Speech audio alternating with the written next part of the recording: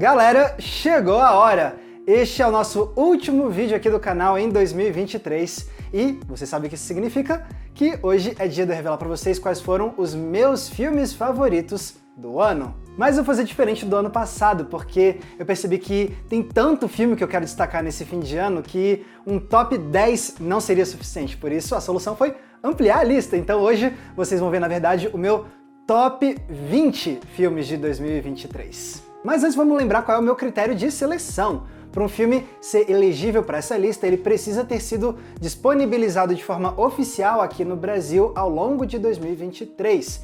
Então, ele precisa ter ou estreado nas salas de cinema, ou precisa ter chegado no streaming por aqui, ou, quem sabe, exibido em mostras e festivais. E esse meu critério vai explicar algumas coisas. Primeiro vai explicar por que vocês vão ver alguns filmes sendo creditados aqui no cantinho como sendo de 2022 ou até mesmo de 2021. Nesses casos é porque as produções foram lançadas lá fora nesses anos anteriores, mas chegaram aqui no Brasil somente em 2023. E esse critério também explica por que não vão entrar nessa lista alguns filmes que já estão sendo aclamados lá fora, mas que ainda não chegaram aqui no Brasil. Por isso não vai aparecer um filme como Vidas Passadas, ou Pobres Criaturas, ou até mesmo o novo do Miyazaki. Se for para esses filmes entrarem em um top 20, vai ter que ser no do ano que vem. Inclusive, eu tô ansioso para ver esses 3 filmes que eu citei. E esse top 20 vai funcionar assim: para os filmes que estão da posição 20 a 11, eu vou fazer comentários um pouco mais breves, mas para os filmes que estão no top 10, aí eu vou dedicar comentários um pouco mais extensos para explicar melhor por que eu gostei tanto dessas obras. Então, agora que tá tudo esclarecido, vamos lá pro meu top 20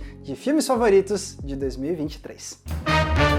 Puxando a lista em 20º lugar, Bo Tem Medo, o mais recente de Ari Aster, que acompanha um homem inseguro de meia-idade viajando para ir ao velório da mãe enquanto ele é perturbado por todo tipo de problema surreal. Esse é um experimento ousado do Aster, que consegue criar uma história de escala épica que realmente parece ser um pesadelo longuíssimo de 3 horas, no melhor sentido da expressão. Cria momentos genuinamente perturbadores, equilibra com um humor mórbido e conta com uma performance única do Joaquin Phoenix. Pode não ser o melhor do Ari Aster, mas é uma mudança de estilo na filmografia do diretor que me parece muito bem-vinda. Em 19º, Oppenheimer, de Christopher Nolan, narrando a vida do cientista que comandou a criação da bomba atômica e as consequências que isso teve na vida e no psicológico dele. E quem diria que uma cinebiografia faria o cinema do Nolan voltar à boa forma depois de tantos filmes decepcionantes? Aqui o diretor dá menos atenção para as firulas de roteiro para parecer inteligentão e, em vez disso, ele se foca no que mais importa, o drama humano na figura de Oppenheimer. E o cineasta faz isso sem ter que abrir mão de algumas de suas assinaturas, como as brincadeiras com a linha do tempo, os conceitos científicos complexos ou então os efeitos especiais práticos. O resultado é um dos filmes mais emocionalmente impactantes da carreira do Nolan e um dos títulos mais marcantes de 2023. Em 18º, Godzilla Minus One, de Takashi Yamazaki. Aqui a gente volta ao Japão dos anos 40 para ver como um povo que acaba de passar pelo trauma de uma guerra mundial é obrigado a lidar com um novo desafio que parece ser ainda pior, com a chegada do Godzilla.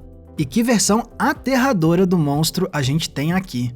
Cada vez que ele aparece, você sente um frio na barriga genuíno. Cada segundo dele em tela cria enormes sentimentos de desespero e de assombro. E eles ainda conseguiram a rara proeza de criar uma trama humana realmente tocante e envolvente, que, ao invés de atrapalhar as melhores partes com o Godzilla, acaba fazendo o oposto e complementa, engrandece o simbolismo do monstro. Definitivamente, ainda são os japoneses os que fazem os melhores filmes dessa criatura histórica.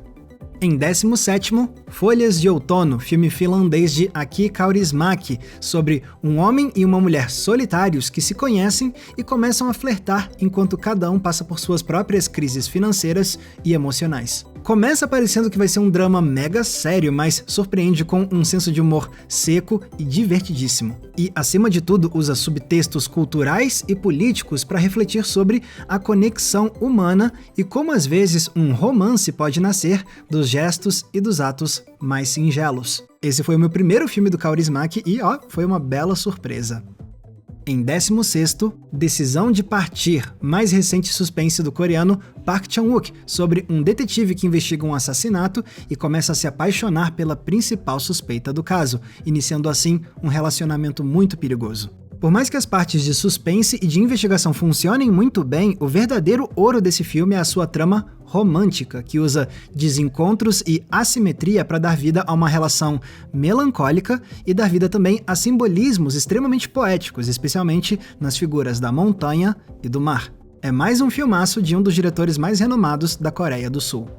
Em 15º, O Assassino, de David Fincher, sobre um mercenário que comete um erro terrível num dos seus atentados, sofre retaliação por isso e agora parte numa jornada de vingança contra os seus contratantes. Essa é uma baita desconstrução que o Fincher faz do filme de vingança hollywoodiano, se focando muito mais no método do que na explosão, enquanto ele explora as contradições que fazem esse assassino ser um narrador não confiável tão fascinante.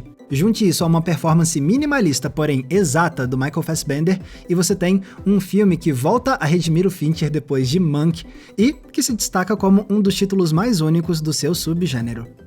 Em 14º, A Fire, filme alemão dirigido por Christian Petzold, no qual dois amigos vão passar uns dias numa casa de praia para trabalharem nos seus projetos criativos, mas se surpreendem ao descobrir que já tem um casal na casa que eles pegaram. O que mais impressiona aqui é a destreza com a qual o Petzold faz a gente se envolver com os personagens, para depois ir desmoralizando eles na nossa frente com a maior classe do mundo, refletindo assim sobre soberba intelectual, misoginia e narcisismo. E tudo isso cercado por cenários simples, mas deslumbrantes, que vão ganhando cada vez mais contornos quase místicos. Foi o meu primeiro filme do Petzold e agora eu entendo porque ele é tido como um dos melhores em atividade hoje em dia. Em 13º, Homem-Aranha através do Aranhaverso, de Joaquim dos Santos, Justin K. Thompson e Camp Powers. Os experimentos com as técnicas de animação ficaram ainda mais ambiciosos do que no anterior, fazendo com que cada cena seja absolutamente única. As lutas são inventivas, os personagens transbordam com personalidade e cada dimensão paralela poderia ter o seu próprio filme de tão bem realizada. E isso tudo sem se esquecer da jornada emocional do Miles Morales. É a prova de que Aranhaverso continua sendo não só uma das melhores animações da atualidade, mas também um dos poucos filmes de super-herói ainda capazes de surpreender a gente de verdade em meio à fadiga desse subgênero. Em 12º, Capitu e o Capítulo, de Júlio Bressani. Sim, um dos cineastas mais importantes da história do cinema brasileiro finalmente lançou nas salas comerciais em 2023 essa releitura peculiar de Dom Casmurro, estrelada por Mariana Ximenes e Vladimir Brista. Encenação teatral, colagem com filmes passados do Bressani e direção de arte minimalista se unem numa narrativa repleta de tangentes para criar um labirinto de autorias e de narradores, com Bentinho se separando de Casmurro, que se separa de Machado de Assis e que se separa do próprio Bressani. É uma obra desafiadora que reflete sobre ambiguidades e sobre como a gente conta histórias, sendo dirigida com precisão para mostrar como o Bressani ainda consegue fazer alguns dos filmes mais experimentais e provocadores do nosso país até hoje. Em 11º, Os Banshees de Inisherin, de Martin McDonagh, o diretor irlandês que adora um humor macabro. E aqui ele faz isso bem demais, reunindo o Colin Farrell ao Brendan Gleeson nessa história sobre um término de amizade que toma proporções absurdas. É um dos raros filmes que consegue te fazer rir num segundo e no outro te deixar sem fôlego por você ter testemunhado algo perturbador. Acrescente a isso um elenco de apoio fortíssimo, pitadas de mitologia irlandesa para criar ainda mais estranheza e misture com analogias sobre o histórico de guerras civis na Irlanda e você acaba com isso aqui, uma tragicomédia como poucas e difícil de esquecer, no bom sentido. Pronto, agora que a gente foi da posição 20 a 11, chegou a hora da gente entrar realmente no top 10. Esses são os filmes que mais me encantaram em 2023. Vamos lá. Em 10º lugar, Shin Kamen Rider, de Hideaki Anno. Aqui, o criador de Evangelion faz uma releitura do primeiro Kamen Rider de todos, um dos personagens mais importantes da cultura pop japonesa. Só que agora, aquele herói da TV tem orçamento de cinema e pode finalmente alcançar todo o seu potencial cinematográfico de ação e de fantasia, com cenas de luta frenéticas e violentas. Mas não se engane, isso aqui não é o seu típico filme de super-herói. A estrutura episódica da narrativa desafia clichês de roteiro. As reflexões sobre o limiar que separa humanos e máquinas dão continuidade aos temas clássicos do programa. E acima de tudo, o tom melancólico do filme, por mais que destoe sim da série original, ainda cria algo refrescante no gênero de super-heróis de hoje em dia, em que tantos filmes se sentem na obrigação de ficar fazendo piadinhas irônicas a cada 5 segundos para parecerem divertidos.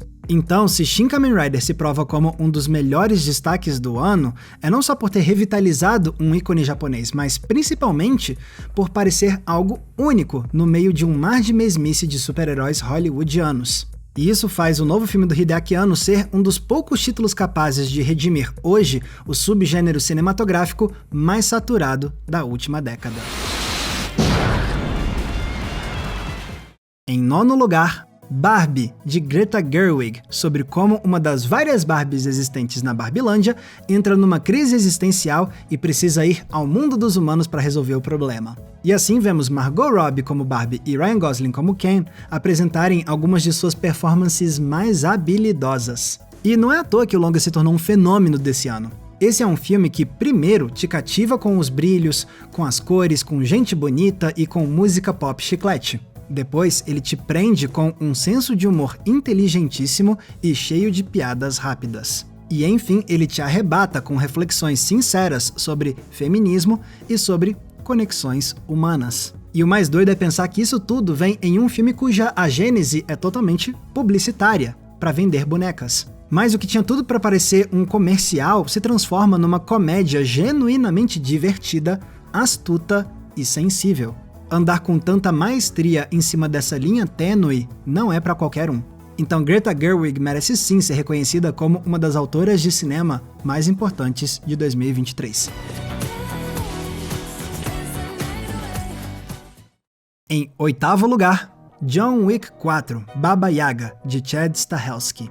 Sim, a franquia que sacudiu os filmes de ação hollywoodianos voltou com o que é, possivelmente, o seu melhor filme. Aqui a gente tem um equilíbrio muito mais satisfatório entre o intimismo emocional que tinha no primeiro filme e a expansão épica do universo que a gente viu no 2 e no 3. Mas a melhor parte é ver como o Stahelski e sua equipe não caíram em comodismo na hora de desenvolver as cenas de ação. Eles continuaram achando novas formas de criar sequências diferentes de tudo que a gente já viu em Hollywood. Novos ângulos, novas coreografias, novos arsenais. Parece que cada cena é criada através de olhos recém-abertos para todas as possibilidades do gênero. E sempre com um grande apreço para usar luz e cor para potencializar o contraste entre o mundo atraente dos assassinos de elite e o herói que só quer viver o oposto disso tudo e ser uma sombra no seu canto quietinho. Tudo isso para culminar num clímax muito satisfatório e que nos faz perceber como esse é o raro caso do quarto filme de uma série que faz ela parecer ainda melhor do que quando ela estreou anos antes. John Wick merece mesmo entrar pro Hall da Fama do cinema de ação. Em sétimo lugar, Retratos Fantasmas, de Kleber Mendonça Filho. O único documentário dessa lista vem de um dos cineastas brasileiros mais renomados da atualidade e funciona como um retrato fascinante de 3 elementos: do próprio cineasta, da cidade dele, Recife, e dos cinemas de rua da capital pernambucana. Aqui, o Mendonça Filho começa nos apresentando a casa onde ele cresceu e onde ele filmou seus primeiros filmes, para depois expandir o escopo e contar como os cinemas de rua de Recife moldaram a vida cultural da cidade. Ouvimos histórias de quem trabalhou nesses lugares, de como era a concorrência entre cinemas próximos um do outro, como esses estabelecimentos se relacionavam com a política da época, como os filmes brasileiros conviviam com os filmes estrangeiros, e, obviamente, como isso tudo afetou a vida pessoal de Kleber Mendonça Filho. Então essa é uma combinação muito sincera de memória coletiva com memória particular, usando a subjetividade do autor para nos relembrar como ir ao cinema pode ser uma das experiências coletivas mais encantadoras que a gente tem. Às vezes, a marquise parecia uma mensagem secreta para alguém. Em sexto lugar, Mato Seco em Chamas, de Adirley Queiroz e Joana Pimenta. Já faz anos que o Adirley se mostra como um dos cineastas brasileiros mais inventivos da atualidade e agora ele coassina a direção com Joana Pimenta. Juntos eles contam a história de um grupo de mulheres periféricas que descobrem petróleo no Sol Nascente, a maior favela do Brasil, localizada no Distrito Federal. E assim elas tomam uma posição de poder ao comercializar gasolina e ao baterem de frente com a força policial do estado. Soa como um filme de ação, mas na verdade Adirley e Joana estão muito mais interessados em fazer a gente entrar na intimidade dessas mulheres. Como algumas se ressocializam após sair da prisão, como outras se divertem, como elas amam e como elas se rebelam para tentar mudar a realidade ao redor delas. E se tudo parece muito genuíno na tela, é porque o filme traz uma das assinaturas do Adirley, que é misturar ficção com documentário, colocando não atrizes para atuar pela primeira vez em uma história que reflete experiências reais que elas viveram. E em certos pontos do longa, a realidade invade a ficção do filme de formas muito inesperadas. Então, se o carinho e a fúria parecem autênticos, é porque eles são mesmo. Mato Seco em Chamas é, portanto, mais um exemplo extraordinário de como Adirley e Joana amplificam a voz da periferia do DF com um cinema combativo, vanguardista e intensamente original. Vamos fechar o sol nascente, que o sol nascente é nosso! Em quinto lugar, Monster, de Hirokazu Koreeda. Nesse drama japonês, uma mãe se preocupa ao perceber que o filho tem agido de forma estranha após a chegada de um professor novo no colégio dele. E a partir de então, somos levados a ver os mesmos eventos por diferentes pontos de vista, revelando um quadro cada vez mais complexo do que a gente imaginava a princípio. É um jogo de perspectiva que atiça o nosso lado investigador, nos incentivando a recontextualizar cada gesto e cada objeto para tentar ligar os pontos e descobrir a verdade. Tudo isso para refletir sobre o que o termo monstro pode significar para cada pessoa. E assim fica evidente como o Koreeda consegue dominar estruturas complexas de narrativa, mas sem jamais perder de vista o impacto emocional e a poesia que pode desabrochar até mesmo das mais inquietantes das circunstâncias. O cara merece mesmo o reconhecimento como um dos grandes nomes do cinema japonês contemporâneo. Eu gostei muito de Monster.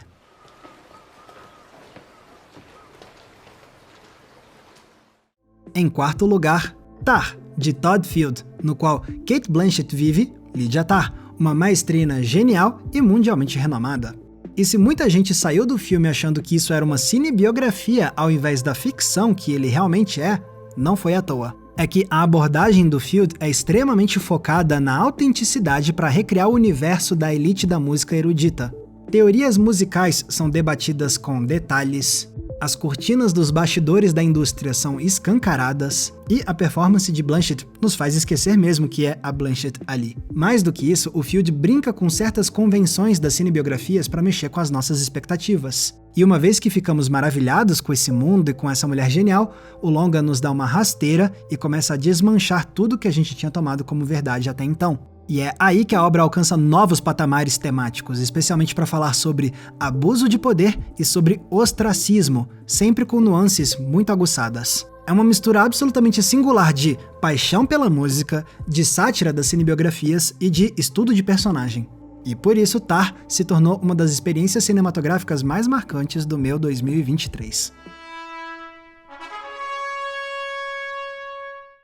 Em terceiro lugar, Anatomia de uma Queda, de Justine Triet. Esse vencedor da última Palma de Ouro no Festival de Cannes ainda vai estrear nas salas de cinema do Brasil no ano que vem, mas eu consegui ver ele esse ano aqui no Brasil porque ele passou num festival. Anatomia de uma Queda nos mostra como um pai de família é encontrado morto no chão após cair de uma varanda e como a esposa dele é tida imediatamente como a principal suspeita. E a partir de então acompanhamos a batalha judicial dela para tentar provar a própria inocência.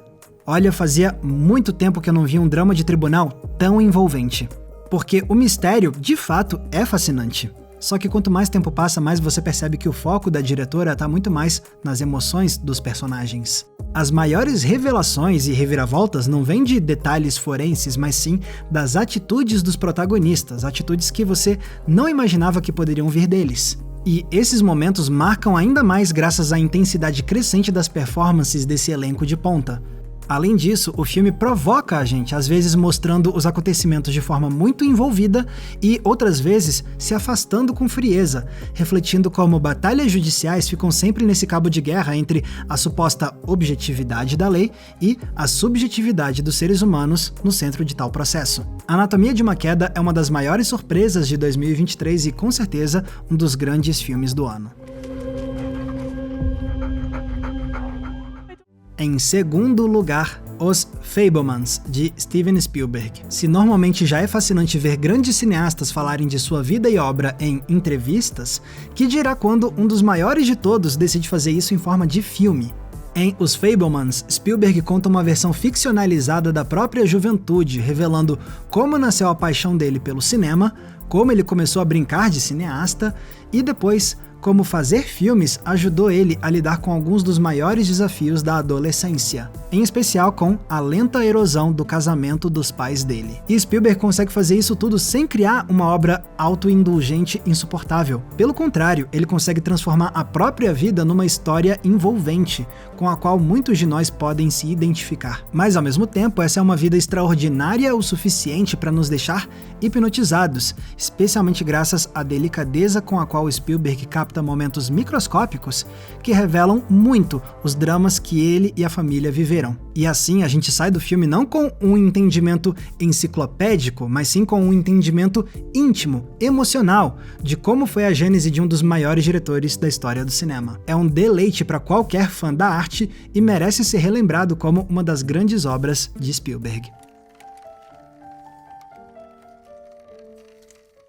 E o primeiríssimo lugar vai para Assassinos da Lua das Flores, de Martin Scorsese. Aqui, o diretor reconta o caso real de quando nativos da tribo Osage nos Estados Unidos descobriram petróleo e ficaram muito ricos. E é claro que não demora para aparecer um monte de gente branca com segundas intenções, o que desencadeia uma série de mortes misteriosas de nativos. E no meio desse caos, um novato chega nessa área e começa uma relação com uma mulher Osage. É impressionante como Scorsese pega uma história que parece começar sendo tocante e vai transformando em algo cada vez mais desconfortável. Porque o filme nos coloca na perspectiva das pessoas mais detestáveis dessa história. É muito diferente, por exemplo, do que o Scorsese fez nos clássicos filmes de gangster dele. Sim, neles a gente acompanhava homens terríveis, mas eles também eram encenados de um jeito que nos divertia e fazia a gente simpatizar com os caras. E o resultado disso era maravilhoso. Mas nesse novo filme não é assim. O Scorsese se recusa a oferecer esse tipo de graça aos seus homens terríveis. Em vez disso, toda a simpatia é reservada aos nativos Osages. E isso se traduz no imenso respeito e cuidado que o Scorsese teve para representar esse povo, sua história,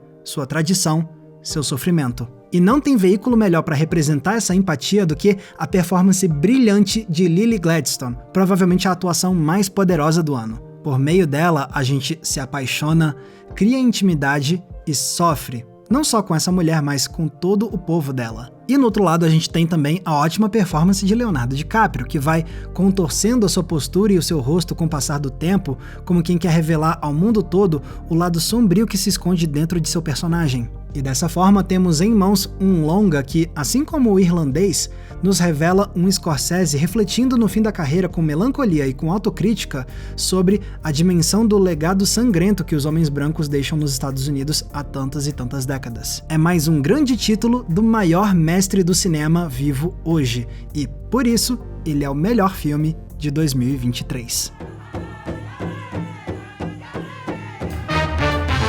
Então tá aí, pessoal, esses são os meus filmes favoritos do ano. Espero que vocês tenham gostado dessa lista e agora eu quero ouvir de vocês. Teve algum filme que deveria ter entrado aqui? Teve algum que não merecia estar no top 20? Deixem aqui embaixo nos comentários que eu vou adorar ver o que vocês têm a dizer. E como esse aqui é o nosso último vídeo do ano, eu quero tirar um tempinho para agradecer demais a todos vocês por terem acompanhado a gente ao longo de 2023. Não importa se você tá aqui há muitos anos ou se você chegou agora, recentemente, aqui no Entre Planos, todos vocês são muito bem-vindos e eu sou muito grato pelo carinho, pela companhia de vocês semana após semana. Vocês são incríveis. E se vocês querem ajudar a manter o Entre Planos no ar em 2024 e além, vocês podem entrando na nossa comunidade de apoiadores do Entre Planos. E aí vocês vão ganhar acesso a conteúdos e eventos exclusivos que eu preparo para esse pessoal. Tem recomendação de filme toda semana, grupo fechado, lives exclusivas e também o nosso Cine Clube Entre Planos para a gente debater um filme por mês juntos via videoconferência. Para ter acesso a isso tudo e fazer parte da nossa comunidade de apoiadores, é só clicar no link que está aqui embaixo na descrição. E se quiserem também me acompanhar nas redes sociais, é muito fácil, basta vocês me procurarem usando os nomes que estão aparecendo aqui embaixo de mim. Galera, mais uma vez, muito obrigado pela companhia e carinho de vocês ao longo de 2023